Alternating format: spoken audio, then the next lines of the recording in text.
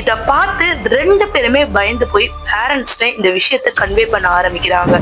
யூஎஸ்ஏலே ஃபேமஸான கோஸ்ட் ரிசர்ச்சர்ஸான எட்டையும் லாரைனையும் அவங்க பேரண்ட்ஸ் வீட்டுக்கு இன்வைட் பண்ண ஆரம்பிக்கிறாங்க. எட்டும் வேரனும் இந்த பொம்மைய பத்திரமா கொண்டு போய் மியூசியத்துல ஒப்படைக்கிறாங்க. அங்க ஒரு கோட்டும் எழுதுது, பாசிட்டிவ்லி டு நாட் டச்னு. நிறைய மாந்திரிகம்லாம் பண்ணி அந்த பொம்மைய ஒரு கண்ணாடி பெட்டில அடைக்கிறாங்க. அந்த கண்ணாடி பெட்டிய மியூசியத்துல கொண்டு போய் பத்திரமா வைக்கிறாங்க. அவங்க ரிசர்ச் பண்ணும் போதுதான் அவங்களுக்கு தெரிய வருது, அந்த டால்குள்ளார 7 வயசு சிறுமியான ஆனபெல்னு ஒரு பேய் இருக்குன்னு.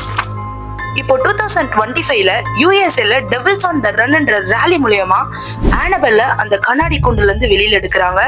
ஆனபெல்ல ஊர்வலமா போகும்போது கரெக்டா லூசியானால ஆனபெல் தொலைஞ்சு போகுது.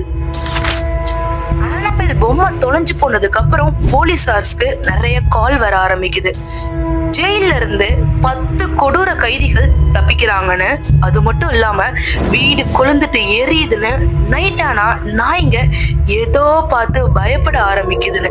இதெல்லாம் பார்த்த சிட்டிசன்ஸ் ரொம்ப பயப்பட ஆரம்பிக்கிறாங்க. இது ஆனபெல்லோட வருகைதான்னு ரொம்ப நம்பிக்கையா சொல்லவும் ஆரம்பிக்கிறாங்க. லூசியானால நடக்கக்கூடிய இந்த சம்பவம் எல்லாம் ஆனபெல்லோட வருகைதான்னு மக்கள் எல்லாம் தீவிரமா நம்ப ஆரம்பிக்கிறாங்க. இத பத்தி நீங்க என்ன நினைக்கிறீங்கன்னு மறக்காம கீழே கமெண்ட் பண்ணிட்டு do follow for more horror and historical videos.